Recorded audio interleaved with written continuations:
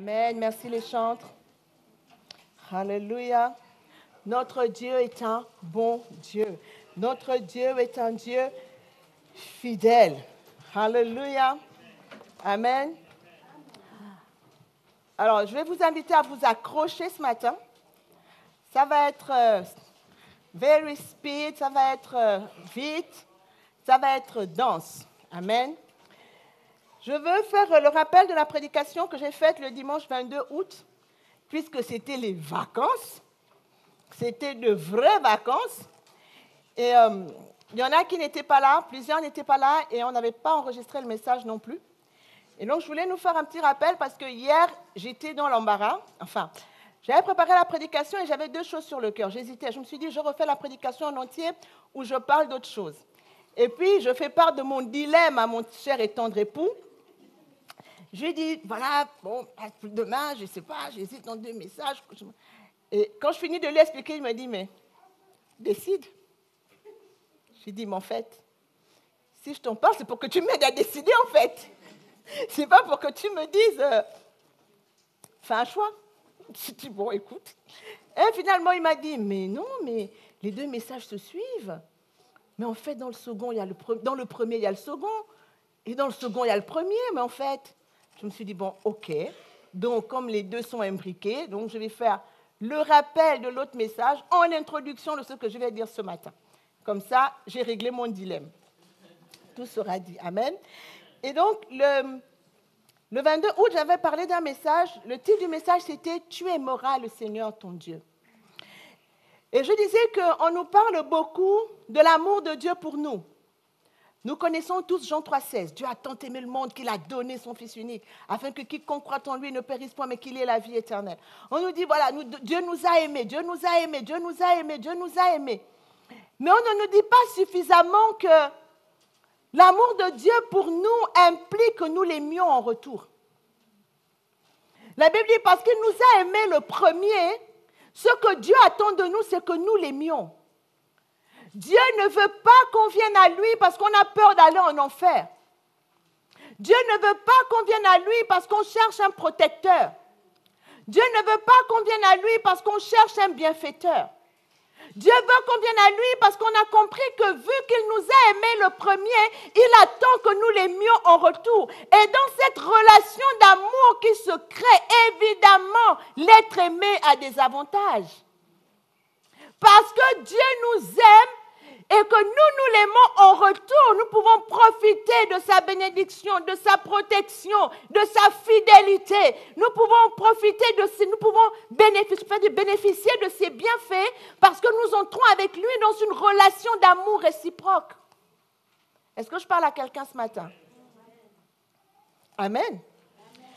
Et on oublie souvent que le premier commandement, Matthieu 22, 36 à 38, on demande au Seigneur, quel est le plus grand commandement? Quel est le plus grand commandement de la loi? Le plus grand commandement. Le Seigneur répondit, tu aimeras le Seigneur ton Dieu de tout ton cœur, de toute ton âme et de toute ta pensée. Marc ajoute, et de toute ta force et de toute ta pensée. Tu aimeras le Seigneur ton Dieu. C'est le premier commandement. C'est un commandement. Amen. Dieu n'est pas avec nous dans une relation de peur. Quand la Bible parle de la crainte de Dieu, ce n'est pas la peur de Dieu, c'est un saint respect fondé sur le fait que Dieu m'aime tellement. Il a payé le prix fort pour moi. Et parce que moi, je l'aime en retour, il y a des choses que je ne peux pas faire qui pourraient offenser Dieu. C'est cela la crainte de Dieu. La relation avec Dieu doit reposer sur l'amour et pas sur autre chose. Tu aimeras le Seigneur ton Dieu de tout ton cœur, de toute ton âme, de toute ta force et de toute ta pensée. Et il y a un second commandement qui lui est semblable, c'est tu aimeras ton prochain comme toi-même. Mais tu ne peux pas aimer ton prochain si tu n'aimes pas Dieu. Parce que l'amour que tu auras pour le prochain découle de l'amour que tu as pour Dieu. Et on ne nous parle pas assez du fait que nous devons aimer Dieu. Dans Apocalypse, lorsque le Seigneur fait des reproches aux églises, il reproche à l'église d'Éphèse d'avoir abandonné son premier amour. Il dit, ce que j'ai contre toi, c'est que tu as abandonné ton premier amour. Il y a un niveau d'amour que Dieu attend que nous ayons pour lui. Il y a un amour qui réjouit le cœur de Dieu lorsqu'il le voit en nous, pour lui. Amen. Vous savez qu'on peut aller voir un médecin et puis prendre une ordonnance et être guéri sans aimer le médecin. Vous savez ça? Vous savez qu'il y a des magasins dans lesquels on va faire des courses alors qu'on déteste le magasin. Mais on y va juste parce qu'on n'a pas le choix. Il y a un bon rapport qualité-prix. Donc on fait l'effort. Et malheureusement, beaucoup viennent à Dieu comme ça. Juste parce qu'on leur a présenté que Dieu pouvait leur donner ci, pouvait leur donner ça. Mais ils ne s'attachent pas à tisser une relation avec Dieu. Mieux, ils vont développer la relation avec le pasteur, le prophète, avec tout ce que vous voulez. Mais la relation avec Dieu lui-même est quasiment inexistante. Alors que le premier commandement, c'est « Tu aimeras le Seigneur, ton Dieu ». Tu n'aimerais pas le Seigneur, le Dieu de quelqu'un d'autre. La Bible ne dit pas simplement « Tu aimeras Dieu ». Elle dit « Tu aimeras le Seigneur, ton Dieu ». Parce que tu te l'appropries. Tu réalises ce qu'il a fait pour toi personnellement. Et à cause de cela, tu décides de l'aimer. Alors même s'il n'y avait pas un enfer à redouter, ni un ciel à espérer, je serai quand même avec Dieu. Parce qu'il m'a aimé et que je l'aime en retour. La Bible nous dit dans 1 Jean 4, 7 à 11, « Bien-aimés, aimons-nous les uns les autres, car l'amour est de Dieu, et quiconque aime est né de Dieu et connaît Dieu. Celui qui n'aime pas n'a pas connu Dieu, car Dieu est amour. L'amour de Dieu a été manifesté envers nous, en ce qu'il a envoyé son Fils unique dans le monde, afin que nous vivions par lui. Et cet amour consiste non point à ce que nous avons aimé Dieu, mais en ce qu'il nous a aimés et qu'il a envoyé son Fils comme victime expiatoire pour nos péchés. Bien-aimés, si Dieu nous a ainsi aimés, nous devons aussi nous aimer les uns les autres. Donc l'amour que nous pouvons éprouver pour les autres trouve son réel fondement dans l'amour que Dieu a pour nous et dans l'amour que nous avons pour Dieu. Celui qui n'aime pas Dieu ne peut pas aimer son prochain. La preuve, c'est que Dieu nous demande de pardonner aux autres comme lui, il nous pardonne. Il nous demande d'aimer comme lui, il a aimé. Et donc, si on n'est pas dans cette relation, on ne peut pas comprendre les choses. On ne peut pas aimer véritablement. 1 Jean 4, 16 nous dit, « Et nous avons connu l'amour que Dieu a pour nous et nous y avons cru. Dieu est amour. Et celui qui demeure dans l'amour demeure en Dieu et Dieu demeure en lui. Et nous avons connu l'amour que Dieu a pour nous et nous y avons cru. » C'est en l'amour de Dieu que nous croyons. Des fois, quand je regarde certaines attitudes, je me dis, mais est-ce qu'on croit à l'amour de Dieu? On croit à la puissance, on veut croire à la puissance de Dieu, mais on ne veut pas croire à l'amour de Dieu parce que si on croyait à l'amour de Dieu, on serait plus obéissant que ça. Si on croyait à l'amour de Dieu, on ne ferait pas de compromis parce qu'on saurait que par amour pour moi, ce que Dieu me demande ne peut pas être pour mon mal. Alors si Dieu me donne une instruction, c'est forcément pour mon bien et mon salut est dans l'obéissance et pas dans la désobéissance. Et si je crois à l'amour de Dieu, je réalise que tout ce que je fais qui peut blesser Dieu n'est pas normal. On ne peut pas blesser volontairement quelqu'un qui nous a autant aimés. Alors il dit qu'il préfère l'obéissance au sacrifice. Alors si c'est l'obéissance qui lui fait le plus plaisir, j'obéis.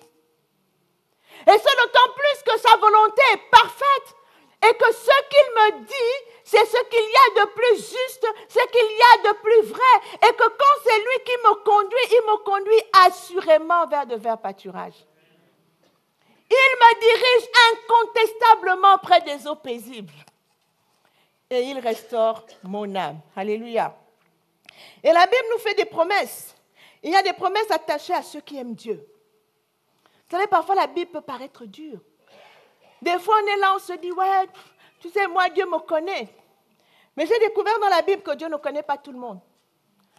1 Corinthiens 8, 3, la Bible dit, mais si quelqu'un aime Dieu, celui-là est connu de lui. Le verset d'avant, les gens parlent de sacrifice. Ils se disputaient sur est-ce qu'on mange des viandes sacrifiées aux idoles, est-ce qu'on fait des... L'apôtre Paul coupe court, il dit tout ça là c'est du blabla. La vérité c'est que si quelqu'un aime Dieu, c'est celui-là que Dieu connaît. Lorsqu'on parle de connaissance ici, ça veut dire que c'est quelqu'un avec qui Dieu a une relation d'intimité. Comme un homme connaît sa femme. C'est ce connaître-là dont il est question ici. Une relation d'intimité. Celui qui aime Dieu est connu de lui. Quand tu aimes Dieu, Dieu te connaît. Donc quand les circonstances peuvent se soulever, tu restes tranquille. Tu sais qui est ton allié dans l'affaire. Et tu sais que ton allié, Dieu, le Tout-Puissant, ne te laissera jamais tomber. Dieu fait des promesses. Il dit, Romains 8, 28, nous savons du reste que toute chose concourt au bien de ceux qui aiment Dieu et de ceux qui sont appelés selon son dessein. Il y en a qui aiment, on récite tellement ce verset qu'on passe à côté de toute chose ne concourt pas au bien de tout le monde. Toute chose ne concourt pas au bien de tout le monde. Toute chose concourt au bien de ceux qui aiment Dieu et de ceux qui sont appelés selon son dessein. Lorsqu'il y a un appel de Dieu sur ta vie, Dieu va faire concourir toutes les circonstances pour que cette destinée s'accomplisse.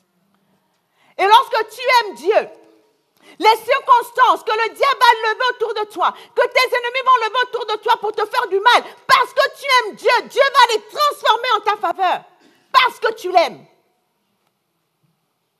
Toute chose concourt au bien de ceux qui aiment Dieu. À quel niveau de l'amour de Dieu pour toi? Le psaume 97, verset 10 nous dit, « Vous qui aimez l'Éternel, haïssez le mal. Vous qui aimez l'Éternel, haïssez le mal. Il garde les âmes de ses fidèles. Il les délivre de la main des méchants. » Il délivre ses fidèles. Qui sont ses fidèles? Ceux qui l'aiment. Et qui, parce qu'ils aiment Dieu, ils haïssent le mal. Alors ceux-là, Dieu les garde. Il les garde. Il les délivre de la main des méchants. Nous récitons le psaume 27. Quand des méchants s'avancent contre moi pour dévorer ma chair, ce sont mes persécuteurs qui chancellent et tombent. Pourquoi? Parce que j'aime Dieu. J'aime Dieu. Alléluia. C'est David qui dit dans le psaume 119, « J'aime ta loi et il ne m'arrive aucun malheur parce que j'aime ta loi. » Jean 16, le verset 25, Dieu dit, c'est le Seigneur Jésus qui parle, il dit, « Je vous ai dit ces choses en parabole. L'heure vient où je ne vous parlerai plus en parabole, mais où je vous parlerai ouvertement du Père. En ce jour, vous demanderez en mon nom. Et je ne vous dis pas que je prierai le Père pour vous. » Cette parole est tellement belle. Il dit, en ce jour-là, vous demanderez. Mais je ne vous dis pas que je prierai le Père pour vous. Est-ce qu'on peut avancer le verset suivant, s'il vous plaît? Je ne vous dis pas que je prierai le Père pour vous. Il dit pourquoi? Il dit car le Père lui-même vous aime. Est-ce qu'on peut avancer, s'il vous plaît? Je suis déjà au verset 27. Il dit, car le Père lui-même vous aime. Il dit, le Père vous aime pourquoi? Pas seulement parce qu'il vous a créé. Il dit, vous là, vous à qui je suis en train de parler, vous qui êtes mes proches, mes disciples, mes apôtres. Il dit, le jour là, quand je vais partir, il dit, l'heure vient où je ne vous parlerai plus en parabole, mais je vous parlerai ouvertement du Père. En ce jour, vous demanderez en mon nom. Et je ne vous dis pas que je prierai le Père pour vous. Il dit, pourquoi? Il dit, car le Père lui-même vous aime, parce que vous m'avez aimé. Parce que vous m'avez aimé et que vous avez cru que je suis sorti de Dieu. Il dit à cause de ça, quand vous allez vous tenir devant Dieu pour demander quelque chose en mon nom, je n'aurai même pas besoin, moi, d'ouvrir ma bouche pour intercéder pour vous auprès du Père. Parce que l'amour que vous avez pour moi, le fait que vous ayez cru en moi, déclenche chez le Père un amour qui le pousse à exaucer vos prières. Oh, j'ai prié. Pourquoi Dieu ne me répond pas? À quel niveau tu aimes Dieu? À quel niveau tu aimes Dieu? À quel niveau de ton amour pour Dieu? À quel niveau de ta foi dans le fait que le Christ est le Fils de Dieu? Et qu'il est venu sur cette terre envoyé par Dieu, par amour pour toi. À quel niveau? Et il y a un passage que je n'avais pas donné la dernière fois, Hébreux 6:10, où Dieu fait une promesse. La Bible dit, car Dieu n'est pas injuste pour oublier votre travail et l'amour que vous avez montré pour son nom. Et l'amour que vous montrez pour son nom se voit comment? Il dit, ayant rendu et rendant encore des services à vos frères chrétiens. Donc, les services que l'on rend dans l'église, les services que l'on rend aux gens, ne doivent pas reposer sur le fait qu'on attend quelque chose en retour. Ils reposent sur le fait simplement que je suis en train de témoigner l'amour que j'ai pour Dieu. Pas l'amour que j'ai d'abord pour les gens. C'est pour ça que la Bible dit dans Colossiens 3:17, quoi que vous fassiez en parole ou en acte, faites tout au nom du Seigneur. Ne le faites pas comme pour des hommes, mais faites-le comme pour le Seigneur, sachant que vous recevrez du Seigneur la récompense. Parce que si on commence à regarder aux hommes, on ne rendra plus service à personne. Mais la Bible dit que Dieu, lui, n'est pas injuste. Les hommes vont être injustes. Les hommes vont être ingrats. Quand je dis hommes, je parle hommes et femmes. Les hommes, les femmes vont être ingrats. Certains ne vous diront même pas merci. Certains ne seront même pas reconnaissants de ce que vous aurez fait pour eux. Mais ce n'est pas un problème parce que ce n'est pas pour eux que vous le faites. La Bible dit, Dieu n'est pas injuste pour oublier votre travail et l'amour que vous avez montré pour son nom en rendant les services aux autres. Alléluia. Et je vais finir avec Jean 14, 21. Le Seigneur dit, non, je vais d'abord lire Jean 14, 15, 16. Il dit, si vous m'aimez, gardez mes commandements. Et moi, je prierai le Père. Et il vous donnera un autre consolateur afin qu'il demeure éternellement avec vous. Si vous m'aimez, gardez mes commandements. Et au verset 21 de Jean 14, il dit, celui qui a mes commandements et qui les garde, c'est celui qui m'aime. C'est tout. Ce n'est pas celui qui a la plus grande notoriété, ce n'est pas celui qui a le plus grand carnet d'adresses parmi les serviteurs de Dieu, ce n'est pas celui qui a le plus grand nombre de followers, ce n'est pas tout ce que vous voulez là. Vous savez, aujourd'hui, je le disais la dernière fois, on a comme l'impression que pour être un vrai serviteur de Dieu, il faut être connu dans le monde entier, il faut être connu sur la toile. Bien aimé, il y a des gens qui ont servi Dieu de tout leur cœur que personne ne connaît si ce n'est Dieu lui-même. Et le petit nombre de personnes qui les ont côtoyés. Et nous serons surpris au ciel. Et aujourd'hui, on court tellement après la notoriété. On court tellement après le fait que ouais, les gens doivent me connaître, les gens doivent voir que je sers Dieu, les gens doivent voir, les gens doivent voir. Les gens n'ont pas besoin de voir. Celui à qui tu dois faire tes preuves, c'est Dieu. Celui auprès de qui tu dois faire tes preuves, celui à qui tu dois montrer que tu l'aimes, c'est Dieu. Et quand tu aimes Dieu, tu fais comme David. David a dit, je marche dans la sainteté au milieu de ma maison. Là où il n'y a personne qui me voit. Là où il n'y a pas de caméra. Là où personne ne m'entend. Mais parce que je sais que dans ma maison, Dieu, lui, il est avec moi. Je marche dans la sainteté. Parce que mon objectif est de plaire à Dieu. Et à lui seul. Il dit, celui qui a mes commandements et qui les garde, c'est celui qui m'aime. Et celui qui m'aime sera aimé de mon Père. Je l'aimerai et je me ferai connaître à lui. Alléluia. Il dit, et donc Jude, non pas l'Iscariote, lui dit, Seigneur, d'où vient que tu te feras connaître à nous et non au monde? Jésus lui répondit, si quelqu'un m'aime, il gardera mes paroles. Si quelqu'un m'aime, il dit, mais tu nous dis que tu vas te faire connaître à nous et pas aux gens du monde, mais comment est-ce possible? Le Seigneur le ramène, il dit, ceux qui m'aiment, le monde ne m'aime pas, donc il ne peut pas me connaître. Il ne m'aime pas, il ne peut pas me connaître. La Bible compare la relation de Christ avec l'Église à la relation d'un homme avec sa femme. On ne peut pas connaître quelqu'un avec qui on n'est pas dans une relation d'amour réciproque. C'est d'abord cette relation d'amour réciproque qui permet à une certaine intimité de s'installer. On ne peut pas être intime avec des gens qu'on n'aime pas. C'est parce qu'on décide d'aimer quelqu'un que l'on décide ensuite de se donner à lui et de construire l'intimité. C'est pourquoi le Seigneur dit non, tu me demandes, mais je lui dis, mais comment se fait-il que nous on va te connaître et pas le monde? Il dit, c'est simple, je me fais connaître à ceux qui m'aiment. Parce que ceux qui m'aiment, ils gardent ma parole. Et comme ils gardent ma parole, on a un terrain d'entente. Parce que le terrain d'entente, le contrat qui nous lie, c'est ma parole. Quelqu'un qui n'est pas prêt à garder cette parole, à se soumettre à elle, quelle relation je vais tisser avec lui? Je ne peux pas. Donc il dit, Judas lui répondit, Jésus lui répondit, si quelqu'un m'aime, il gardera ma parole. Et mon Père l'aimera. Nous viendrons à lui et nous ferons notre demeure chez lui. Celui qui ne m'aime pas ne garde point mes paroles. Et la parole que vous entendez n'est pas de moi, mais elle est du Père.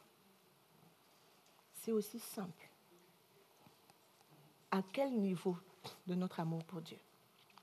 Et je veux qu'on prenne l'exemple d'une femme qui a aimé Dieu. Une femme qui a aimé Dieu. Cette femme, c'est Naomi. Vous savez, quand on lit le livre de Ruth, comme le livre porte le nom de Ruth, on s'appesantit sur Ruth. On prêche sur Ruth. Mais la vérité est que la véritable héroïne de ce livre, c'est Naomi. La véritable héroïne du livre de Ruth, c'est Naomi. J'ai intitulé ce petit message « Naomi ou la puissance du témoignage ». Je veux qu'on regarde rapidement Naomi. On va lire du verset 1 au verset 18. La Bible dit, du temps des juges, il eut une famine dans le pays. Un homme de Bethléem de Juda partit avec sa femme et ses 2 fils pour faire un séjour dans le pays de Moab. Le nom de cet homme était Elimelech, celui de sa femme Naomi. C'est dans la Bible Nouveau Français courant, on parle plutôt de Noémie. Vraiment, c'était la meilleure traduction. Et dans plusieurs Bibles, vous allez voir Noémie et pas Naomi. On nous dit, donc, le nom de cet homme était Elimelech, celui de sa femme Naomi, et ses 2 fils s'appelaient Machlon et Kilchon. Ils étaient Éphrasiens de Bethléem de Juda. Arrivés au pays de Moab, ils y fixèrent leur demeure. Elimelech, mari de Naomi, mourut, et elle resta avec ses 2 fils. Ils prirent des femmes moabites, dont l'une se nommait Orpa et l'autre Ruth. Et ils habitèrent là environ 10 ans. Machlon et Kilchon moururent aussi tous les 2, et Naomi resta privée de ses 2 fils et de son mari. Puis elle se leva, elle et ses belles filles, afin de quitter le pays de Moab, car elle apprit au pays de Moab que l'Éternel avait visité son peuple et lui avait donné du pain. Elle sortit du lieu qu'elle habitait accompagnée de ses 2 belles filles, et elle se mit en route pour retourner dans le pays de Juda.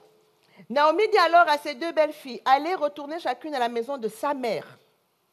Que l'Éternel use de bonté envers vous, comme vous l'avez fait envers ceux qui sont morts et envers moi. Que l'Éternel vous fasse trouver à chacune du repos dans la maison d'un mari. Et elle les baisa, elles élevèrent la voix et pleurèrent. Et elles lui dirent, non, nous irons avec toi vers ton peuple. Naomi dit, retournez mes filles, pourquoi viendrez-vous avec moi? Ai-je encore dans mon sein des fils qui puissent devenir vos maris? Retournez mes filles, allez, je suis trop vieille pour me remarier. Et quand je dirai, j'ai de l'espérance, quand cette nuit même je serai avec un mari et que j'enfanterai des fils, attendriez-vous pour cela qu'ils eussent grandi? Refuseriez-vous pour cela de vous marier? Non, mes filles. Car à cause de vous, je suis dans une grande affliction de ce que la main de l'Éternel s'est étendue contre moi. Et elles élevèrent la voix et pleurèrent encore. Orpa baisa sa belle-mère, mais Ruth s'attacha à elle. Naomi dit à Ruth, voici ta belle-sœur est retournée vers son peuple et vers ses dieux. Retourne comme ta belle-sœur. Ruth répondit, ne me presse pas de te laisser. de retourner loin de toi. Où tu iras, j'irai. Où tu demeureras, je demeurerai. Ton peuple sera mon peuple et ton Dieu sera mon Dieu. Où tu mourras, je mourrai et j'y serai enterré. Que l'Éternel me traite dans toute sa rigueur, si autre chose que la mort vient à me séparer de toi. Naomi, la voyant décider à aller avec elle, cessa ses instances. Elles firent ensemble le voyage jusqu'à leur arrivée à Bethléem. Amen. Quand on regarde ce texte, il y a des choses vraiment que le Seigneur m'a permis de voir que je ne voyais pas avant. Je vais vous poser une question. Ruth, elle a tout perdu. D'abord, ce sont des réfugiés de la faim. Ils ont fui leur pays parce que là-bas, il y avait la famine. C'est quand même étrange. Bethléem signifie la maison du pain. Mais il a manqué de pain dans la maison du pain. Et Elimelech a choisi de partir avec sa famille à Moab. Je n'ai pas le temps de développer.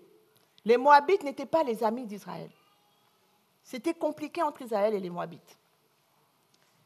Mais il va chercher refuge au pays de Moab. Là où ils pratiquaient l'idolâtrie, ils avaient plusieurs dieux. Il quitte Bethléem, la maison du pain, parce qu'il y a un problème dans la maison du pain. Il décide d'aller chez les Moabites. Sauf que quand il arrive chez les Moabites, qu'est-ce qui se passe? Vous savez, il y a un autre livre qui parle des femmes dans la Bible, c'est Esther. Mais à la différence du livre d'Esther, quand on regarde le livre de Ruth, il est entièrement centré sur des femmes et l'histoire de leur vie. Mais le livre de Ruth raconte aussi la préhistoire de la généalogie du premier roi d'Israël. Ruth est présentée dans la succession des familles de la tribu de Juda comme étant l'aïeul de David. Et on en reparlera si on a une autre conférence des femmes. On ne réalise pas suffisamment qu'en Égypte, en réalité, le peuple d'Israël a dû sa survie à des femmes courageuses. Les fameuses sages-femmes qui ont refusé de faire tuer les garçons. C'est grâce à elles qu'Israël a survécu. C'est grâce à elles que Moïse a eu la vie sauve. Et là encore, Dieu va se servir des femmes en marge de la société, des veuves. Je ne sais pas si vous imaginez ce que c'est dans une société patriarcale, être des femmes non accompagnées d'hommes dans leur vie. Cet été, nous étions en vacances avec ma fille à Dubaï et elle avait quelque chose à faire et on avait prévu d'aller visiter le Dubai Mall, l'un des malls de Dubaï. Et donc, on avait regardé, le mall était à 20 minutes en taxi de notre hôtel. Donc, elle a dit, écoutez, maman, avancez, parce qu'on était avec son oncle aussi et sa tante et les frères et sœurs, enfin les sœurs. Elle a dit, maman, avancez, je vous rejoindrai au mall. Je dis, déjà moi, ceux qui me connaissent savent que mes enfants, pour qu'on se sépare, c'est compliqué. Même s'ils sont grands, vraiment, si je peux les accompagner partout où ils vont, je suis toujours là. Donc, j'avais déjà du mal à laisser ma fille seule et puis elle va nous rejoindre à l'hôtel, au mall avec un taxi. Donc, j'étais embêtée. Mais elle a dit non, maman. Et elle regarde le prix des taxis. De là où on était, au mall, le taxi coûtait 40 dirhams. Mais le taxi coûtait 40 dirhams si c'est un homme qui l'arrête. Et 90 dirhams si c'est une femme. Il y avait 50 dirhams de plus dans l'application.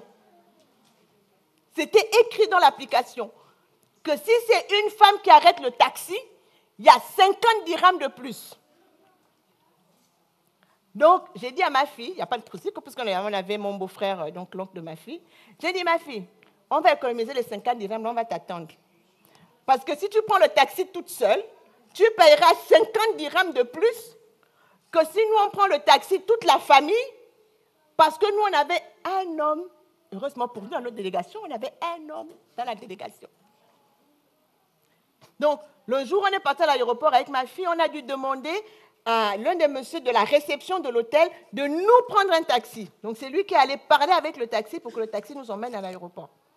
Parce que des femmes, ce n'était pas possible. Vous arrivez dans une administration, vous arrivez n'importe où, on ne parle pas aux femmes. On ne vous adresse pas la parole. S'il n'y a pas un homme avec vous, vous parlez, on ne vous répond pas. On ne vous répond pas. Donc, il y a des Africains qui se sont spécialisés dans l'accompagnement. Quand vous voyez des femmes africaines qui vont faire les courses à Dubaï, elles ont des intermédiaires là-bas qui les attendent. C'est eux qui parlent en leur nom. Parce qu'on ne parle pas aux femmes. C'est dans ce genre de société que Naomi vivait. Et dans cette société, Naomi se retrouve sans mari, sans fils. Elle n'est plus absolument rien dans la société. Mais ce qui est magnifique dans ce livre, c'est que quand on lit les 5 premiers versets, on voit que ils sont réfugiés de la faim et puis Elimelech meurt. Sauf que quand on parle d'Elimelech, on présente Elimelech comme le mari de Naomi. Ça ne se fait pas dans l'Ancien Testament. On définissait les hommes, les femmes à partir de leur mari, mais pas les maris à partir de leurs femmes. Ça se fait 2 fois. Naomi est la femme de Proverbe 31, où on dit son mari est loué aux portes quand il siège avec les anciens. Et donc, on montre que Naomi est un personnage central. Ça veut dire que son mari est à son ombre, est dans l'ombre de Naomi. Et Dieu pousse le bouchon dans cette affaire. C'est quand même terrible. Après la mort d'Elimelech, les 2 fils se marient.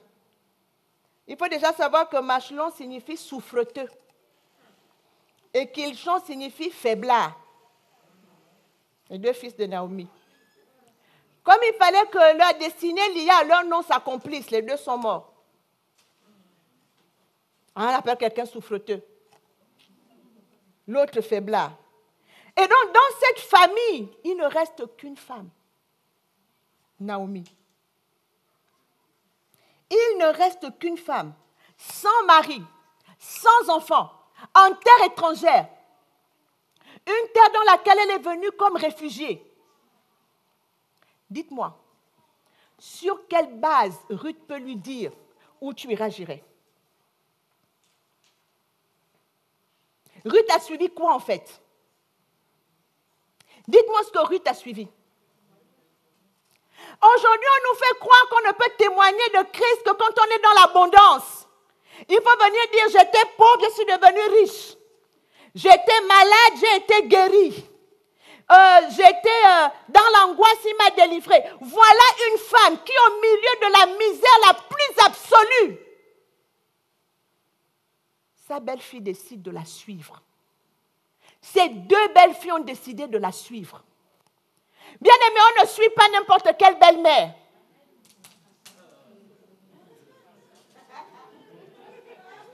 On ne suit pas n'importe quelle belle-mère. Ça signifie que dans le pays de Moab, alors qu'elle avait fui la famine, alors qu'elle était dans la misère la plus absolue, dans la détresse la plus absolue, il y a un mot que j'ai noté pour Indira. Pour Indira, elle était dans la quintessence de la déréliction. N'est-ce pas? La déréliction, c'est un sentiment d'abandon, de solitude morale. C'est le sentiment que l'on a que tout se retourne contre nous, qu'on ne retrouvera plus jamais le secours. Que tout nous a abandonnés. Et elle le dira, Naomi à un moment dira, ne m'appelez plus Naomi qui signifie douce, appelez-moi Mara qui veut dire amère. Elle dit, l'Éternel a tout fait contre moi, l'Éternel m'a tout retiré. Mais malgré ça, Naomi n'est jamais allée après les dieux de Moab. Elle était fidèle à son Dieu au milieu de ça. C'est sur cette base que Naomi a connu le Dieu de Naomi, que Ruth a connu le Dieu de Naomi. Et qu'elle a pu dire à Naomi, ton Dieu sera mon Dieu. Elle a connu le Dieu de Naomi comment?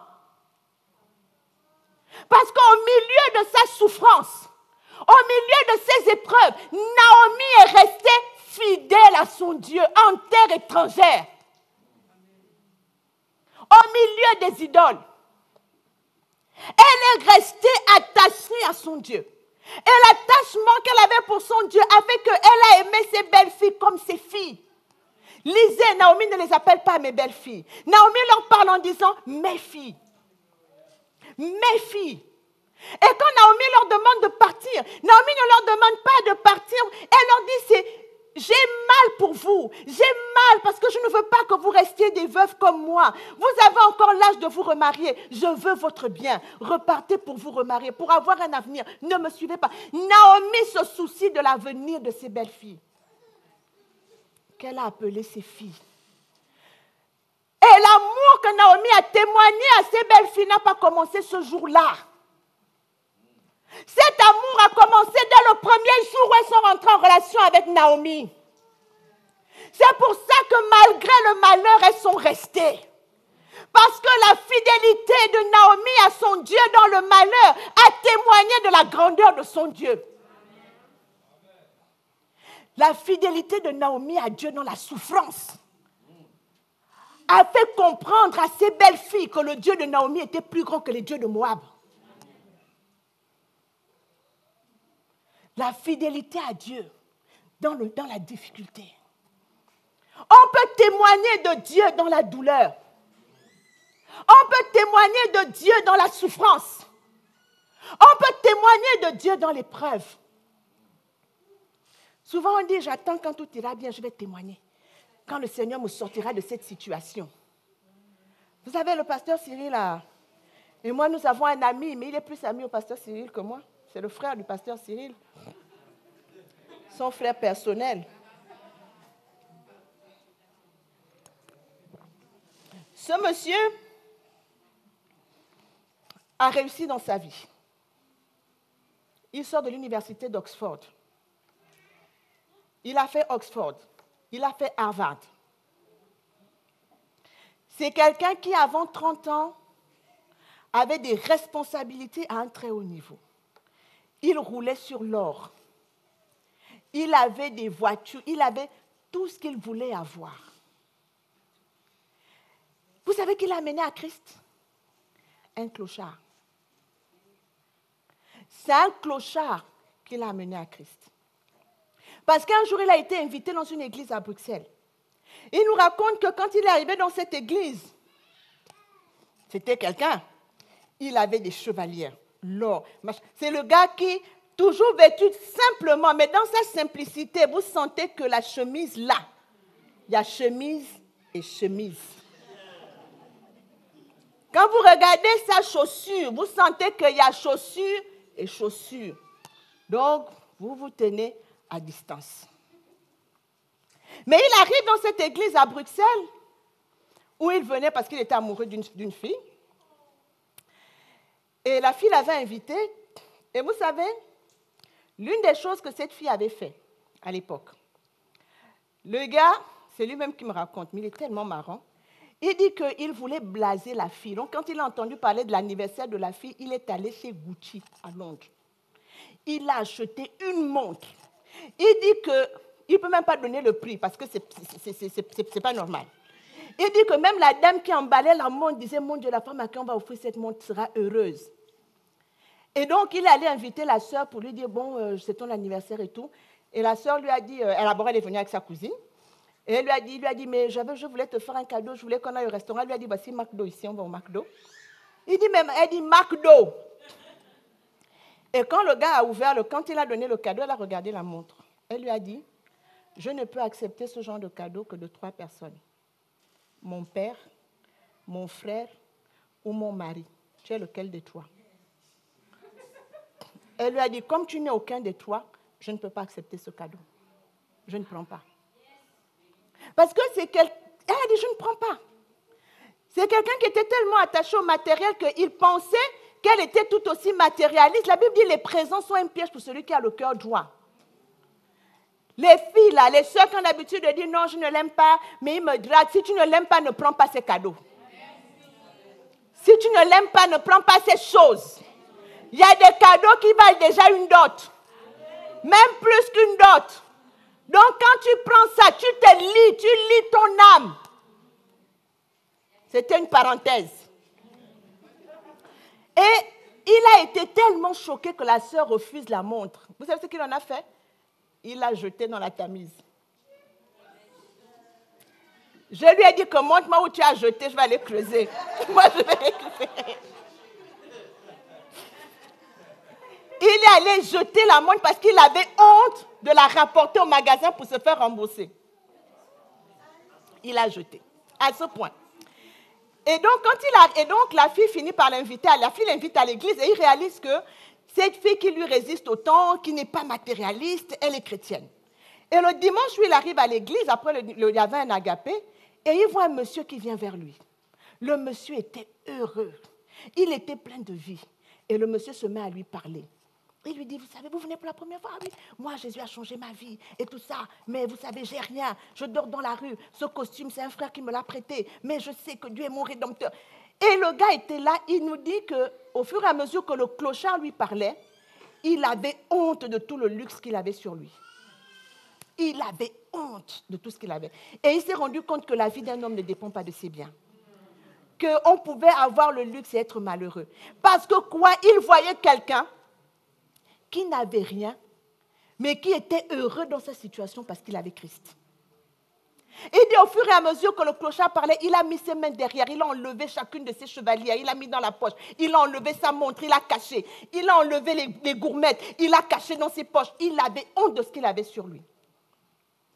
Et c'est comme ça qu'il a donné sa vie à Christ. Un clochard qui lui a démontré que sans rien, il était plus heureux que lui, qui avait autant d'argent et autant de notoriété. Et nous pensons que nous ne pouvons pas témoigner de Christ. Parce que nous voyons sur les réseaux sociaux des témoignages qui la plupart du temps sont mensongers. On ne veut nous montrer que le succès, mais sans jamais les échecs. On ne nous montre pas les difficultés par lesquelles on est passé pour arriver là. Et nous, on se dit, ma vie est trop minable pour que je témoigne. Dieu n'a pas assez fait pour moi pour que je témoigne. Dieu n'a pas assez fait. On attend d'être en haut pour pouvoir témoigner. Naomi, veuve, elle a perdu ses enfants dans un pays étranger, réfugiée. Elle est restée fidèle à son Dieu. Jamais elle n'a adoré les dieux de Moab. Jamais elle n'a renié son Dieu. C'est pour ça que quand elle apprend que Dieu a honoré Bethléem, la maison du pain, et qu'il a recommencé à donner le pain, elle dit, je vais retourner là-bas parce que mon Dieu y est.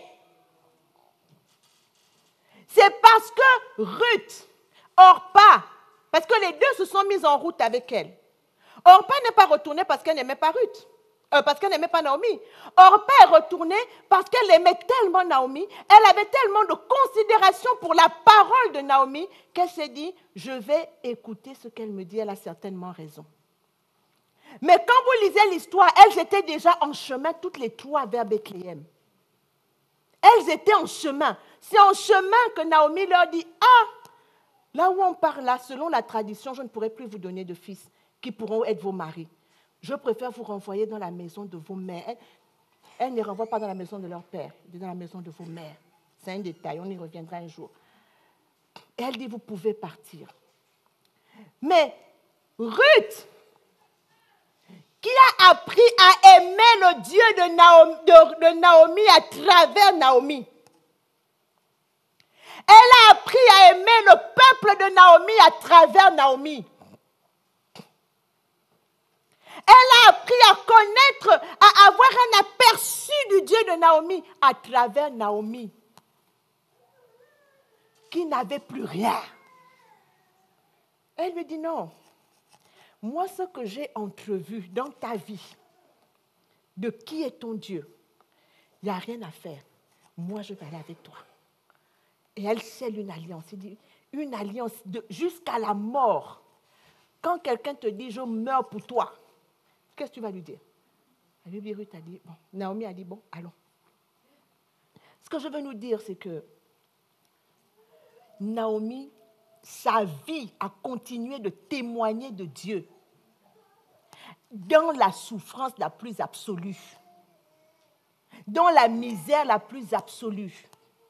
La qualité de sa vie témoignait de son attachement à son Dieu. C'est sur cette base que Ruth a pu lui dire que là où tu iras, j'irai. Là où tu demeureras, je demeurerai. Là où tu vas mourir, je mourrai. Là où tu seras enterré, je serai enterré. Parce qu'elle avait vu quelque chose dans cette femme. Et ce qu'elle avait vu ne pouvait venir que de son Dieu. Et ce qu'elle avait vu son Dieu faire pour elle, et pourtant, je répète, matériellement, elle n'avait rien. Mais ce que Ruth avait vu dépassait ce qu'elle avait connu de ses dieux dans le pays de Moab. Qui est fou? On est tous des gens intéressés. Vous pensez que si Ruth n'avait rien vu, elle aurait suivi Naomi? Elle suit Naomi parce que Naomi a un témoignage. Ce n'est pas un témoignage d'abondance matérielle. Ce n'est pas un témoignage de réussite sociale. Ce n'est pas un témoignage de gain en notoriété. C'est un témoignage de l'attachement qu'elle avait vis-à-vis de son Dieu. De l'amour qu'elle avait vis-à-vis de son Dieu. Ruth s'est dit, si cette femme peut aimer son Dieu, même dans cette situation, c'est que le Dieu est quand même particulier. C'est comme vous voyez une femme qui vit avec un homme, l'homme n'a rien. Vous dites, mais mon Dieu, elle suit quoi là? Qu'est-ce qu'on finit par dire? Ah, l'homme là doit avoir quelque chose pour que la femme là soit toujours là. C'est comme ça. Non, Ruth s'est dit non, que cette femme-là soit fidèle à ce point, à ce Dieu-là. Alors qu'elle a perdu le mari, les enfants, elle est en terre étrangère, elle n'a plus rien. C'est que son Dieu-là a quelque chose. Alors que dans cette histoire, on a l'impression qu'il ne s'agit que de mort. Les événements se succèdent, la faim, la vie de réfugié, la mort de toute la parenté. On a l'impression qu'il n'est question que de mort. Mais en réalité, la communauté des veuves qui reste est une communauté de vie. C'est une communauté de vie. Et qui a préservé la vie dans cette communauté? Naomi et son attachement à son Dieu. C'est à partir de là, quand vous lisez la suite, quand elles arrivent à Bethléem, c'est parce que Naomi connaît la parole qu'elle va envoyer Ruth vers Boz. Elle va lui dire ce qu'il faut faire. Elle va lui rappeler la loi, que non, c'est un parent rédempteur. Voilà comment on fait. Voilà. C'est Naomi qui est à la base de tout. Parce qu'elle connaît la loi de son Dieu. Parce qu'elle est attachée à son Dieu. Et la parole de Dieu qu'elle connaît, qu'elle a gardée, c'est elle qui va s'accomplir pour que Boz épouse Ruth. Et que Ruth devienne une ancêtre de Christ. Ça veut dire que toutes les difficultés par lesquelles elle est passée ne lui ont pas fait douter de son Dieu. Ne l'ont pas séparée de son Dieu. Qui nous séparera de l'amour de Dieu manifesté en Jésus-Christ? Est-ce la tribulation? Est-ce la mort? Est-ce les combats? La perte de son mari, de ses enfants, en terre étrangère, ne l'a pas séparée de son Dieu. Combien aurait maudit Dieu? Dieu, qu'est-ce que je t'ai fait? On est venu ici en terre étrangère. D'abord, on a fui la famine. Et maintenant, tu me prends mon mari, tu me prends mes enfants, tu me prends... Naomi, pas une fois. Elle a dit, l'Éternel a fait comme il a voulu. Elle est restée fidèle à Dieu. Elle est restée attachée à son Dieu. Et son attachement à Dieu, dans la difficulté, était la puissance de son témoignage. Et c'est sur cette base que ces deux belles filles l'ont suivi. Et que Ruth a décidé de rester avec elle jusqu'au bout. Alors, qu'est-ce qui t'empêche de témoigner de Christ? Qui nous a dit qu'on ne témoigne que quand on est déjà devenu riche? Tout ce que Dieu fait pour nous chaque jour est un sujet de témoignage. Le fait que nous soyons en vie Et je vais finir avec ça. Un jour, il y a quelqu'un qui m'avait dit, c'est un de mes fils qui m'avait dit, oui, maman, j'ai prié en début d'année. Il avait commencé l'année avec un jeûne et tout ça. Il a pris un jeûne, retraite, il a prié. Et puis il m'a dit, oui, maman, j'ai commencé l'année par le jeûne, mais j'ai eu tellement de difficultés cette année. Je lui ai dit, mon fils, imagine ce que ça aurait été si tu n'avais pas jeûné. Si déjà en ayant jeûné, tu as eu les difficultés, imagine que tu n'aies pas jeûné, les difficultés auraient été 10 fois, 100 fois pires. Parfois, nous ne réalisons pas que nous pouvons passer par une situation difficile. Mais dans cette situation, Dieu te garde quand même. Naomi a perdu le mari et les fils, mais elle est restée en vie. Et elle est restée avec 2 belles filles. Donc, elle n'était pas si seule. Et c'est en cela que la Bible dit « Toutes choses concourent bien de ceux qui aiment Dieu ». Toutes choses.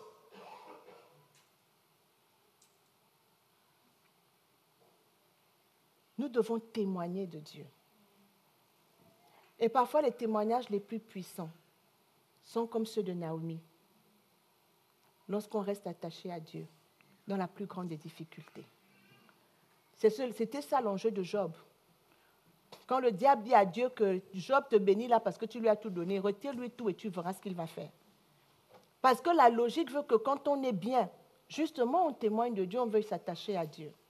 Mais les témoignages puissants sont lorsqu'on reste attaché à Dieu dans la plus grande des difficultés. Et que dans cette difficulté, on peut continuer de témoigner et de dire Dieu est fidèle. De faire comme Jérémie qui dit, quand je pense à ma misère, quand je pense à mes difficultés, mon âme est abattue dedans de moi. Mais voici ce qui me donnera de l'espérance. Les bontés de l'Éternel ne sont pas épuisées. Jérémie n'a pas écrit ce texte quand tout allait bien. Il a écrit ce texte au milieu des lamentations. Le peuple d'Israël avait été emmené en captivité. Il dit, ok, la situation est compliquée, mais je sais seulement une chose, c'est que je dois continuer de croire que les bontés de l'Éternel vont se renouveler pour moi. Et cet attachement à Dieu dans la difficulté est un témoignage.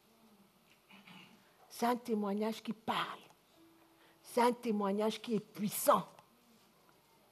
Alors arrêtons de penser que nous témoignerons de Christ quand tout ira bien. Et parfois, c'est le témoignage dans cette difficulté qui va t'ouvrir les portes justement de la restauration. C'est le témoignage de Naomi vis-à-vis de ses belles-filles qui a fait que Ruth parte avec elle. Et que parce que Ruth est partie, il y a eu Boaz, le parent rédempteur, qui l'a épousée et qui les a restaurées. Alléluia. La solution de Naomi était dans sa fidélité à Dieu. Et Dieu a disposé sa belle-fille à l'accompagner. Et à travers cet accompagnement, elle a été restaurée. Alléluia. Amen. Est-ce qu'on peut prier si Dieu nous a parlé ce matin?